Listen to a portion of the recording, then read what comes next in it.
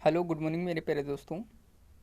जिन लोगों ने मेरे चैनल को अभी तक सब्सक्राइब नहीं किया हुआ है, प्लीज़ मेरे चैनल को सब्सक्राइब करिए और अपने यार दोस्तों को भी शेयर कर दिए और लाइक कमेंट भी करिए। और तो जैसा कि आप लोग जानते हैं, मैं ये सीरीज़ कंटिन्यू चला रहा हूँ। अभी तक मैंने बहुत सारे करंट अफेयर्स के भी बहुत इंपॉर्टेंट क्वेश्चंस करा दिए हुए हैं और आगे भी कराता रहूँगा डेली। और जैसे कि ये मध्यकालीन भारत है, उसके बारे में मैंने आज पहला लेक्चर है ये मेरा स्टार्ट किया हुआ है।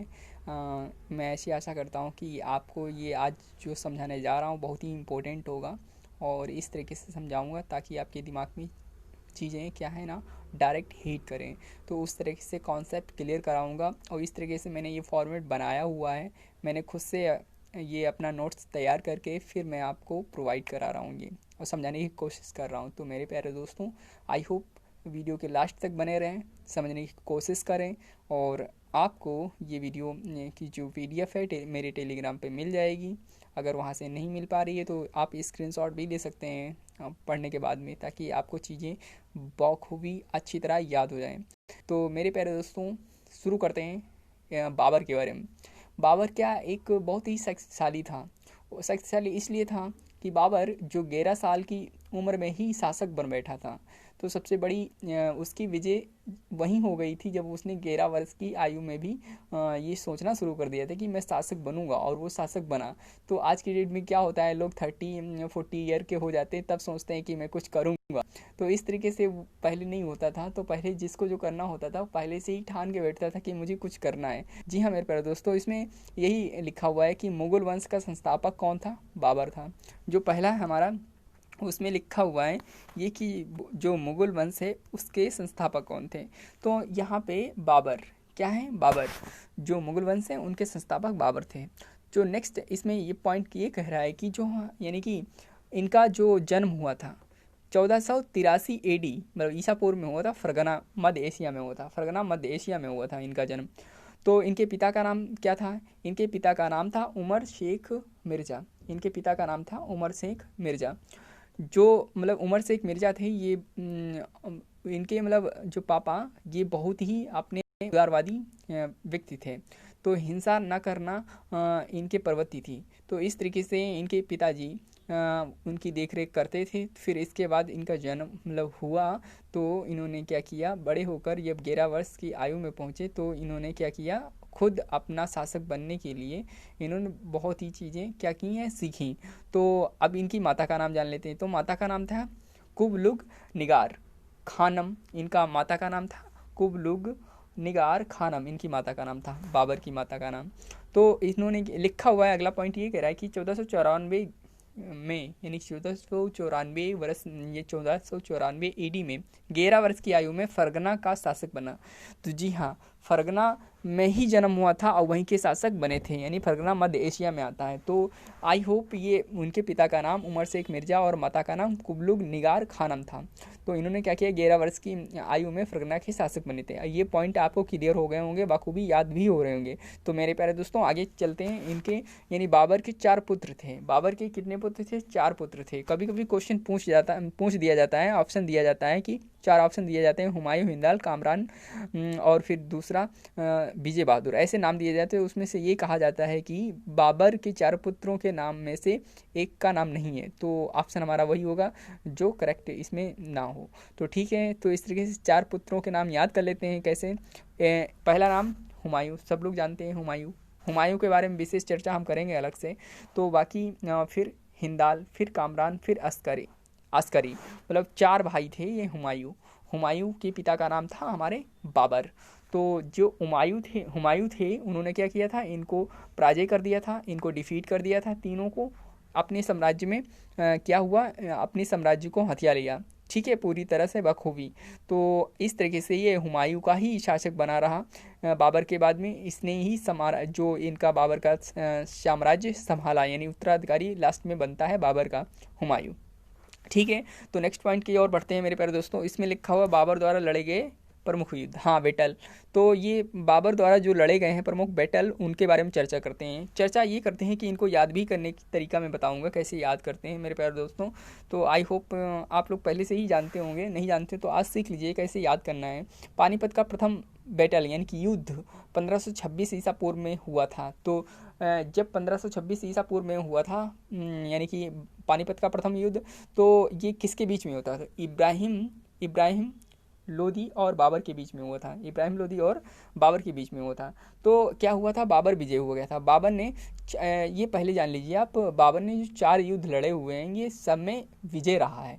और क्योंकि आप तो जानते हैं जब 11 वर्ष की उम्र में शासक बनेगा तो जाहिर सी बात है वो शक्तिशाली तो हो ही जाएगा। वो 25 साल की उम्र में आएगा, तब तक वो बहुत कुछ प्रोग्रेस कर चुका होगा। उसका माइंड तो एकदम से डेवलप इतना हो चुका होगा कि वो जो सोचता होगा वो करके दिखाता होगा, ठीक है ना।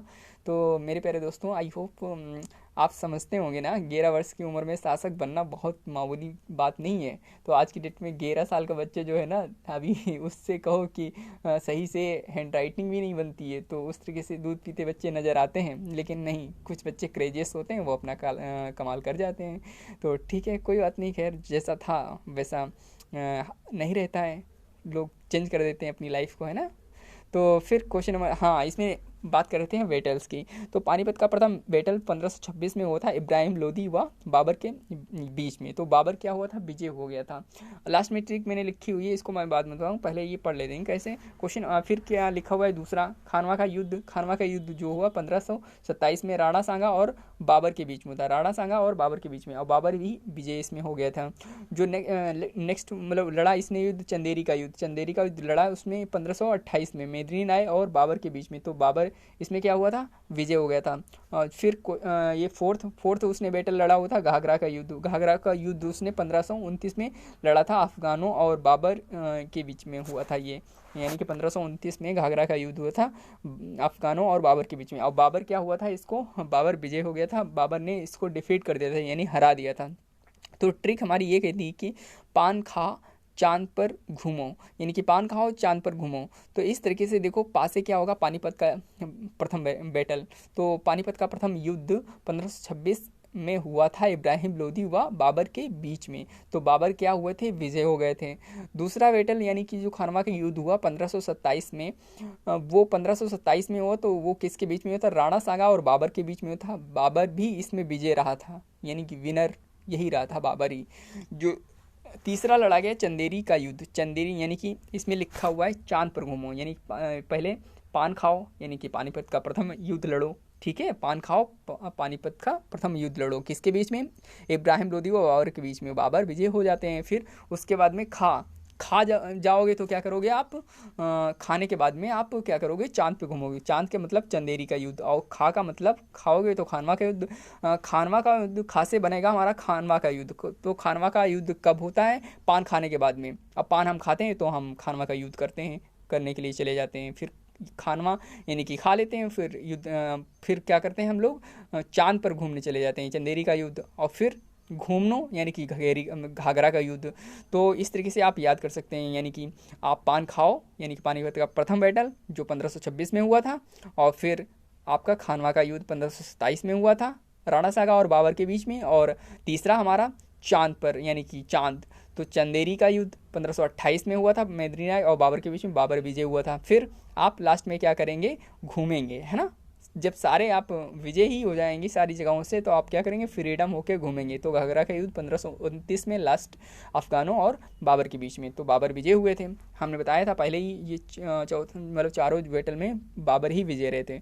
नेक्स्ट हमारा लिखा हुआ है कि बाबर जो था उसकी मृत्यु कहाँ हुई थी। तो बाबर की मृत्यु हुई थी मेरे प्यारे दोस्तों 1530 में आगरा में हुई थी। बाबर यानी कि था, उसकी मृत्यु कहाँ हो गई थी, 1530 में आगरा में हुई थी। तो उसको दफनाया भी गया था कि आगरा में ही एक आराम बाग पड़ता है। मैं लास्ट में बताऊँ आराम बाग नाम कैसे पड़ा और आराम बाग में ही क्यों दफनाया गया। तो मेरे प्यारे दोस्तों, आराम बाग के बारे में चर्चा करेंगे अभी विशेष। तो पहले आप ये जान लीजिए, इनकी डेथ हुई थी आगरा में 1530 में, और आराम बाग में इनको दफनाया गया। उसके बाद में कुछ समय बाद इनको क्या किया गया था, काबुल में भी दफनाया गया। काबुल में दफनाया गया मतलब आप लोग सोचते होंगे कि पहले तो आराम बाग में दफनाया गया आगरा में, उसके बाद काबुल में क्यों दफनाया गया। जी हाँ, ये पहले क्या था, काबुल में इन्होंने विजय किया था, एक बैटल और लड़ा था, मैं बताऊंगा आपको। तो वहाँ पे क्या थे, उनकी ज़मीनी थी, तो ज़मीन उसको इनके नाम थी, तो विरासत के तौर पे उस तरीके से कह सकते हैं। तो काबुल में इनको, इनकी ख्वाहिश थी मैं काबुल में रहूं, काबुल में जीऊँ और वहीं पे मरूं। तो लेकिन ख्वाहिश तो पूरी नहीं हो पाई, चलते चलते ये यहाँ पे ख़त्म हुए, तो यहीं पे इनको दफन कर दिया गया, उसके बाद इनको काबुल ले जाया गया। तो जब क्वेश्चन बनता है तो पहले बताया जाता है कि शुरू में ये कहाँ पे दफनाए गए थे, तो आंसर हमारा होगा आराम बाग। और जब अगर पूछा जाए तो काबुल लास्ट टाइम, यानी बाद पहले और बाद में पूछा जाए तो काबुल होगा आंसर हमारा, ठीक है। आगे लिखा हुआ बाबर की भाषा, यानी कि बाबर की मातृभाषा थी वो तुर्की थी, लेकिन वो अरबी और फारसी, मतलब उसका ज्ञान था, अरबी और फारसी का भी उसको ज्ञान था, और बहुत ही ज्ञान नहीं, वो ज्ञाता था बहुत ही, इस तरीके से प्रकांड कह सकते हैं आप। और जैसे हमारी मातृभाषा क्या है हिंदी, इस तरीके से वो बाबर था, उसकी तुर्की भाषा थी, मतलब मातृभाषा उसकी क्या थी, तुर्की थी। अगर क्वेश्चन पूछा जाए आपसे बाबर की मातृभाषा कौन सी, तो आंसर आप करेंगे तुर्की, ठीक है। तो तुर्की भाषा उनकी मातृभाषा थी, और इनका अच्छा नॉलेज था, अच्छा ज्ञान था किन भाषाओं को, तो आंसर हमारे होंगे अरबी और फारसी का। इन्हें अच्छी तरह से बखूबी सी मतलब ज्ञाता थे उसके, ठीक है। जो इसमें इन्होंने फिर क्या किया, आत्मकथा भी लिखी है, आत्मकथा बाबरनामा लिखी है, तुर्की में ही लिखी है, बाबरनामा जो लिखी है तुर्की में लिखी है। तो उसमें फिर नेक्स्ट में ये हम बताने चाह रहे हैं, इसमें लिखा हुआ है कि बाबर को बागवानी करना बहुत पसंद था। हाँ मेरे प्यारे दोस्तों, तो मैं इसके बारे में चर्चा करता हूँ, बागवानी करना क्यों पसंद था और कैसे।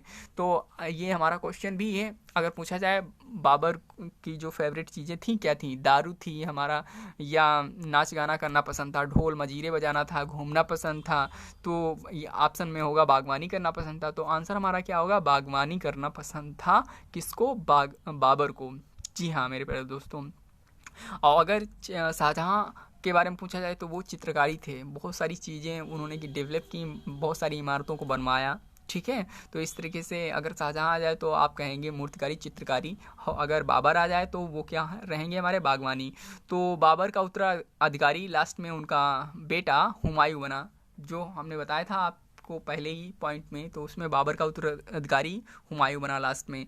तो चलते चलते आई होप ये वीडियो आपको पसंद आई होगी। मैं ज़्यादा एक्सप्लेन नहीं करना चाहता हूँ, इसमें वही मैंने खास पॉइंट लिखे हैं जो एग्ज़ाम की दृष्टि से मतलब वेरी मोस्ट इम्पॉर्टेंट हैं, वही मैंने क्वेश्चन इसमें लिखे हुए डाले हुए हैं।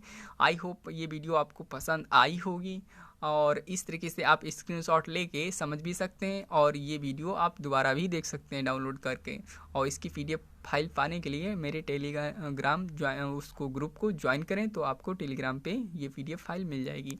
तो आज के लिए बस इतना ही, फिर मिलते हैं नेक्स्ट वीडियो में, बाय बाय।